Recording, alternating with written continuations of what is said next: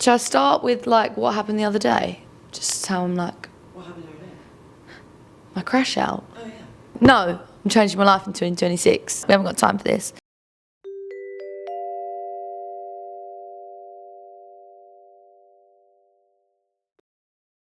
Hello guys and welcome to another episode of Odd Muse live from New Bond Street. No, we're not live, but we are in New Bond Street right now with the gorgeous flag in the back.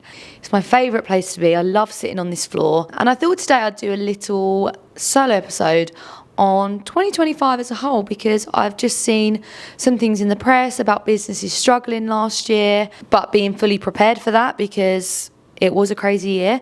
And I thought I'd touch on Odd Muse because 2025 hands down was my most difficult year in business, and there's been some talks in the press about other brands that were struggling in 2025. Obviously it's January, a lot of people are reporting on the business year before, and I guess it's quite important to know, now we live in a world where every little detail is so exposed. I think it is important for founders and other people within businesses to really dissect information like that, because every year on business isn't going to be like this. It really isn't. And I learned that. I've learned that a lot in 2025. And when you become really established, you do start to get affected by things that Trump decides to do on a Monday and all different things like that. So I thought it was important to touch on that. I guess going into 2026, I want to talk about just how I see myself as a businesswoman, and how I want to show up for the brand and things I need to do to make sure I am my best self for Pod Muse, for Odd Muse, for Aimee, for everyone. And yeah, we had last week when we was filming Pod Muse, I had a complete crash out. Okay, I had taken 11 meetings the day before, and then I was in for a full day of filming Pod Muse. And obviously I'm rushing into London, I'm doing my makeup in the car, I don't feel good when I've sat down. And I was actually having a special guest on the pod. She walks in looking gorgeous, glam done, dressed to the nines, and I just completely crashed out because I was like, I am not looking after myself enough to come to days like this and feel good about myself, but also feel like I had the mental capacity to have conversations and to film Pod Muse. So I mean, the guest it happened with was the best possible person for it to happen with, and we literally just sat on the sofa and she was like, right, Aimee, this is what you need to be doing every single day. And I ended up sending my assistant the longest email ever.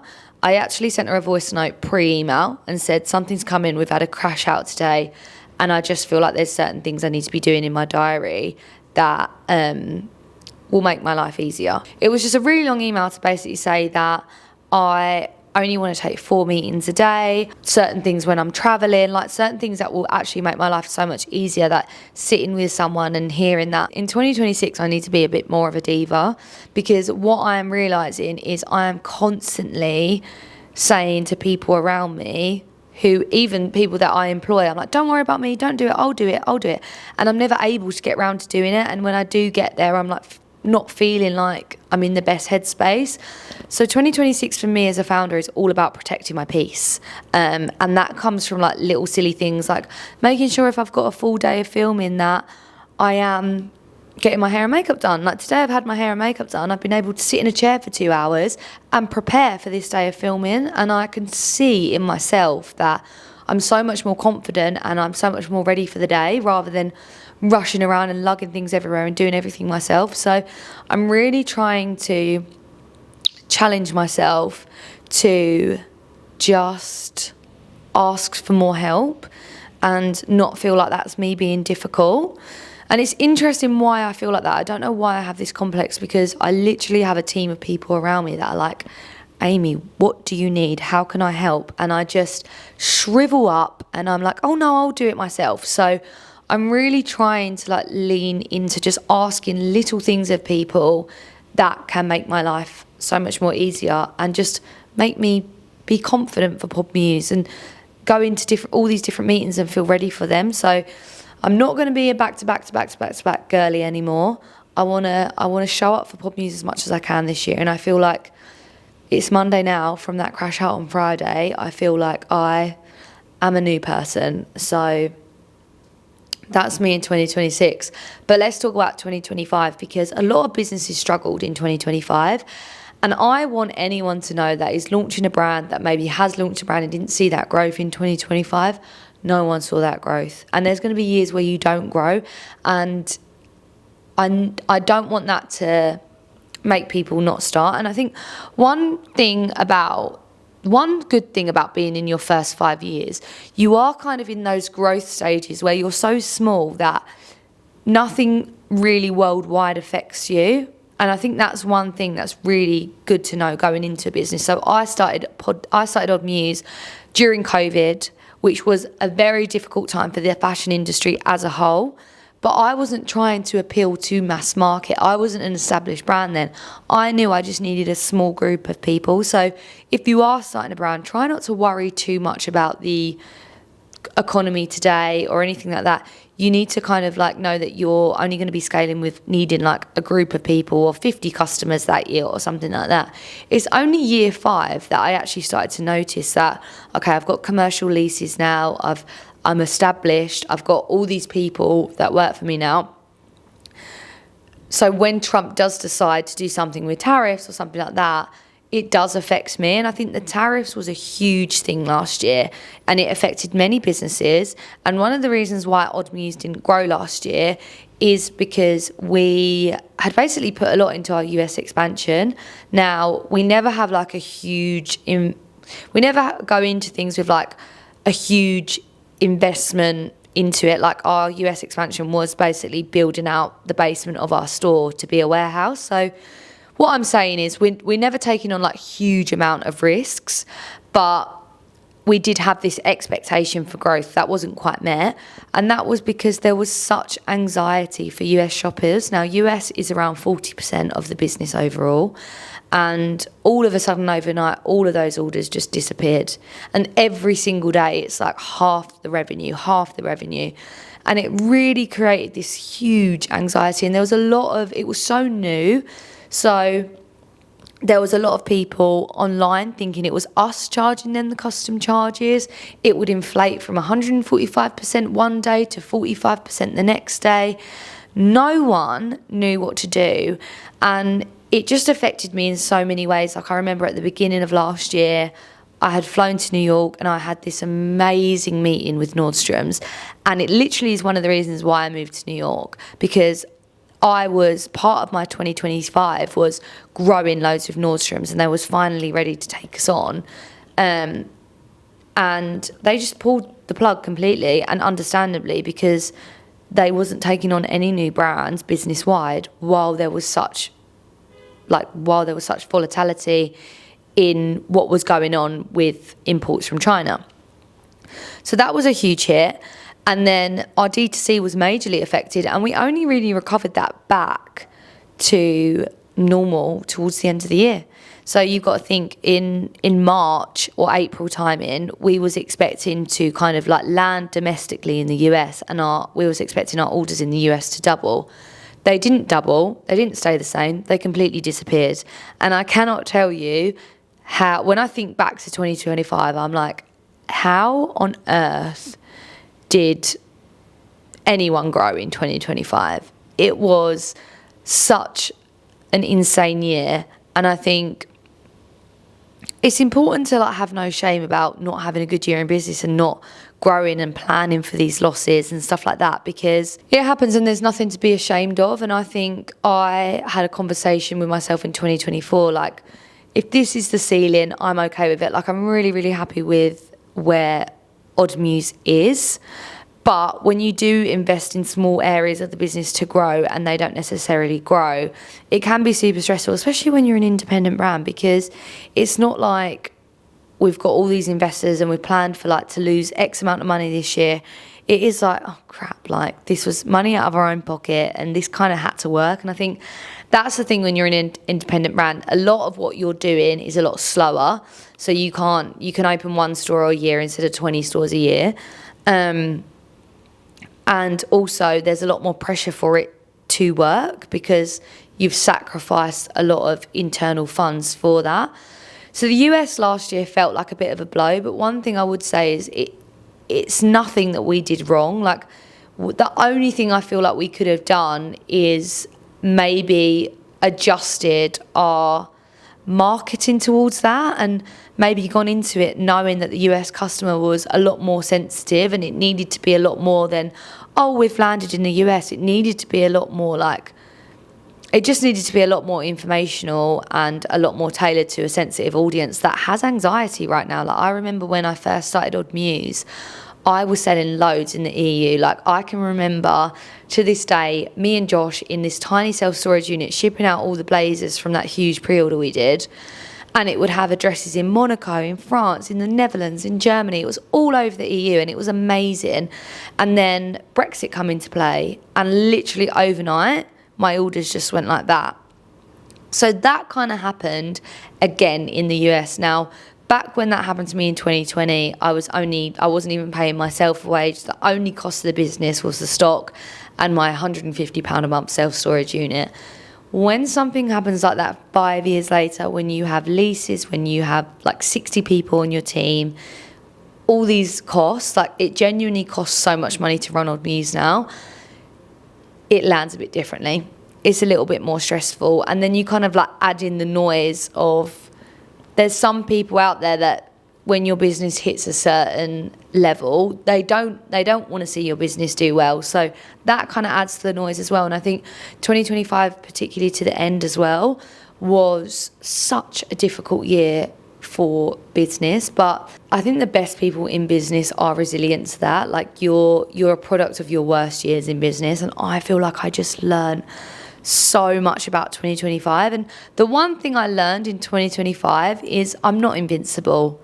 And from launching in 2020 and having such virality and being so successful and going up 100% on the year and having that natural exciting growth, to actually being established and having to maintain it and it not being so easy, I think it was a humbling year. But I needed to learn that. I needed to learn that Odd Muse is susceptible to things that Trump's going to change one day, and different things that are happening in the UK, in the US. And I think it was such a pivotal year for me as a founder. It really taught me to stop taking things personally as well, because I literally had no control over that man. No one does. So yeah, it really taught me that it taught me resilience, it taught me that I'm not invincible, and it taught me that I really have no control, and these things are just going to happen, and I just need to keep kind of like rolling with it. And I'd say 2025 is by far my proudest year. Like, I look back on 2025 and I'm like, okay, I moved country for the first time in my life. I took on another lease that people wouldn't expect from a brand like mine. I just kept getting back up again. Like, 2025 in business was the year where you just had to keep getting back up again, and you had to go to bed every single Sunday night not knowing what news was going to break that would affect your company, your suppliers, your team. So I think it really taught me resilience. So I think one way it's influenced 2026 at Odd Muse is just kind of how ahead we're getting, because the thing is, you can be a bit more ready for the unexpected when the rest of your year is totally planned out. So it's actually inspired me to like really continue building out the foundations of Odd Muse. I think last year was like a huge focus for that as well, and I've spoke about like not wanting to grow anymore until everything is just really organised and there's a process for everything. So we're kind of continuing that in 2026. And one thing that I've said to the team is we are going to aim to sign off the entire year by April timing. And even that, I'm kind of pushing for March. And that goes for everything, not just product, because product is always early. That goes for campaigns, marketing. We want to be able to know what we are doing for events, for socials, for everything, for the whole of the year. So it leaves this room to really be reactive to what might come up and how we can adapt our strategy.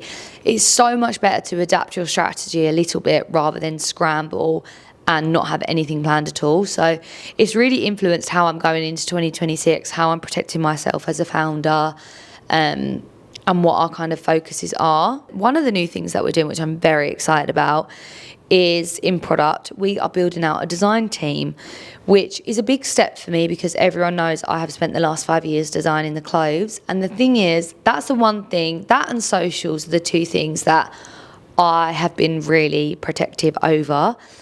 But what I'm realising is I don't have the time to give it 100%, and I don't know why I would let product or socials suffer because I want to be in control. I'm still very much involved. I'm still very much leading the strategy and leading. The thing is, if you're in fashion and you're leading the product, you are basically leading the business because product is essentially the first thing that you start planning. Every bit of marketing, all your stores, everything is around the product that is kind of like coming up, and that is setting the tone for the brand that year. So we are actually building a separate design studio.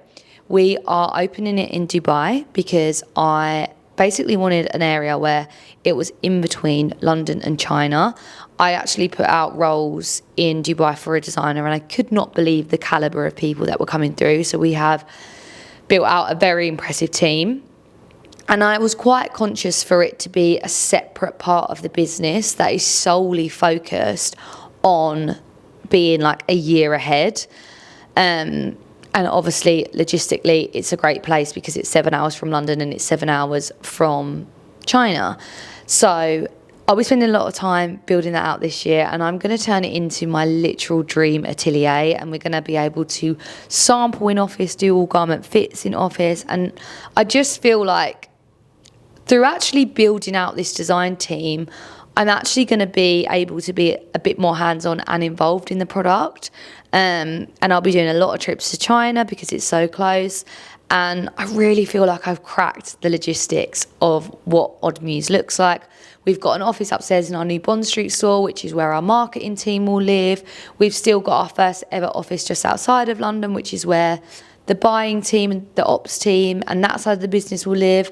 And I really feel like we're like separating it in a good way. And it just means that we can elevate in each areas by building out this team. Like, I'm so excited for product this year. Like, we're working on the end of the year now, and we're focusing on like a lot. I feel like we went a bit crazy this party season because we was opening the store and we really wanted like loads of different options.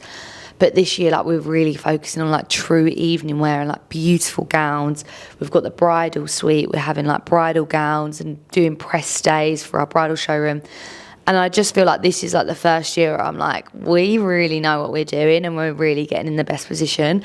And I wouldn't be here without 2025. And I think that's what I'm trying to focus on this episode. Like, it is so stressful and you're going to have such rubbish years, but they by far are your most pivotal years. And I really want to get back to a place just in my mental where I'm like, I enjoy making mistakes again and I enjoy learning, because I feel like we expect such perfection from people and brands online. But I love making mistakes and I love learning. So 2025, not growing, panic with the US. I remember when tariffs come in, I stopped shipments and then we was out of stock because of me. But then I let the shipment go. I didn't know what to do. And I've just learned so much from all the panic mistakes I made last year. And I think that's really important to focus on, because we expect too much perfection from ourselves internally. This is not just an internet thing. We also compare ourselves through social media. We compare our businesses, and you truly just have to do you and make your own mistakes. And the best businesswomen, the best businessmen, they just get back up again. Oh, what's my life going to be like in Dubai? So I don't know why I've been nervous to like talk about this, because I feel like everyone's moving. If you are watching from outside of the UK, like, loads of people are moving to Dubai, and I've actually watched a lot of my friends just move there for a better life. So I think New York really taught me that I don't want to live in the UK, but I don't really know where I want to live. So Dubai is just the most natural thing right now, because it's the only area of the business that's like up 200% on the year. That market as a whole, I am so excited to explore in 2026. We've got loads of trunk shows planned where we'll basically have like a hotel suite and basically sell to private clients. I'm just so interested in that side of the world. I want to travel a lot that side of the world. So that just feels like the base right now, but I kind of know it's not my forever. Yeah, I need to come back to the UK when I have set better boundaries. Because at the moment when I come back, it's just like literally insane, and it's completely self-inflicted. Like, I take way too much on, I promise way too much of myself, and I end up crash and burning. So I feel like I loved being a little bit out of it with Josh and the dog. I hate my travels to China, that's 20 hours, so I can just get there in 7 hours. So the thing is, with Odd Muse, I am constantly travelling. Like, I know that I will be going to New York plenty of times this year. I know that I'll be coming back to the UK loads. So I kind of just told myself that I just need to be like comfortable wherever I am. And that just feels like the next natural step. Josh has a lot of opportunity out there. So I'm quite excited. And I think the thing with New York is me and Josh like done really well not to kill each other. We was living in a 1-bed apartment with just each other. We knew no one. So I'm quite excited to go somewhere where I have a house there. My family's going to visit. Like, my family's going to have like the year of the best holidays. So I'm really looking forward to that as well. But I think it's going to be an amazing opportunity for Odd Muse and the product, and I think that's the main thing that's kind of like driving me there. I want to just be in my atelier and living my dream for a year. So that's the next step for me. That's the next step for Odd Muse. I mean, there's loads of things going on, but the design studio for me is amazing. We have quite a few partnerships coming up this year, which I'm really excited about, and I actually have a further meeting on today. You'll be seeing a lot more from Odd Muse and Bentley, which is really exciting. We collaborated over Fashion Week. We have so many good collaborations in the bridal space as well. So really, like, the theme for 2026 is building the brand. I had a conversation with my team towards the end of last year where I felt like we upped our offering a little bit. So in previous years, I think we've released around 60 products, and I think we doubled that last year. So I think we did about 200 products in the whole year, and Q4 felt way too heavy. Again, a mistake that I love to make. And I think from going through that, we kind of like lost our, I felt like we lost our tone of voice a little bit, because back in the day, like 2023, I think we only released about 40 products. So we spent the whole year marketing the brand because we did not have new products all the time. Whereas when we got into a space in 2025 where there was actually a lot of products to shout about, I felt like we was just shouting about products, and it was just kind of like natural for us. Like every month there was like this drop, and I felt like we were only talking about drops. So this year, I have said to everyone that it's the year of the brand, and it's retelling our story, and it's repositioning ourselves, and it's not about the clothes we are selling, because essentially Odd Muse is so much more than a fashion brand. I was speaking about this earlier, but the reason we have stores are for experience. Like, we know that most of the people we know that we don't offer a huge amount of options. So we know that most of the people coming through our door, if they are a returning customer, they're coming for an experience, and they're not necessarily coming to buy something new today because they already have a wardrobe full of Odd Muse. And we want them to come in store and enjoy themselves and experience their favourite brand in New York, or come to Bond Street and have a coffee. So I think 2026 is really the year of retelling our story and becoming a brand again. And that was a huge thing for 2025. Like, I feel like we lost the way we kind of tell our story, and we've always been amazing storytellers.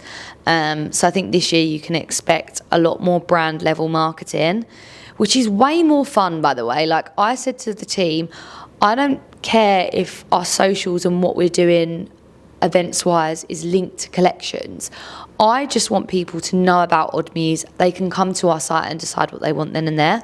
I know that the product is so good that when they get on our site, they're going to love it. So that our kind of goal in marketing is just getting people to site through telling the story of our brand, because the story of Odd Muse, how we started it, our mission from the very beginning, how we've been consistent with that mission, I think is so important to tell, and it's our niche. I always say that you are your biggest USP, and I think the story of Odd Muse really is that. So 2026 is the year of the brand. It's the year of elevating even more. So every single year I want to elevate. So you'll see that towards the end of last year, we really started upping our fabric offering and learning more. We did a whole sourcing trip, and we've added a lot more natural fibres into our offering. And then anything basically that we're doing new, we're making sure that it is kind of Odd Muse how we always want to be. So for example, we want to go more into natural fibres, but we have the stock that we do, and we have the styles that we do. So going into a category like knitwear, we're like, okay, we want to be 100% wool, we want to do this right. So we started with like 3 knitwear pieces, and did them in completely natural fibres, and we can go into these categories slowly on a small basis, but doing it like how we envision Odd Muse to be that brand right now. So denim was a great example. Like, we put out an amazing denim collection that was mostly cotton, and it's the same with the knitwear. So you can expect us to keep elevating. Even this dress that I'm wearing right now, this is our new cotton mix. It's kind of like our new, we're calling it our new blazer fabric, because when I first started the brand, I only knew fabric from a feel level. Like, I just felt it. I knew it made a good shape.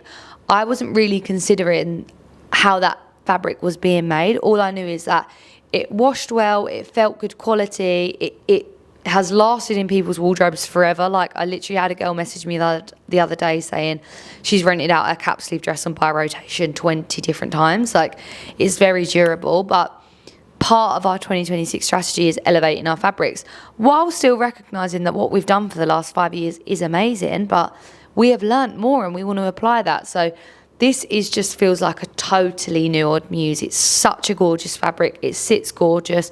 This is like my 11th time wearing it, and I think that's what you can expect from Odd Muse. Honestly, I think 2026 is going to be our best year yet. I am in like my best place mentally. I had a hiccup on Friday, but I'm in my best place mentally. I know there's only so much I can do. I know how I need to show up for my brand this year. And I also know what we need to do with Odd Muse. So I'm very excited for 2026. I feel like it's the year of the brand. I feel like it's our first year all over again. I want people to rediscover Odd Muse. And I think it's the year you should start a business too. I hope you enjoyed that solo episode. Let me know anything you want me to cover. Like, we can go as business specific, we can go as airy fairy, as you guys like. I am here for you guys, so I'll see you at the next one.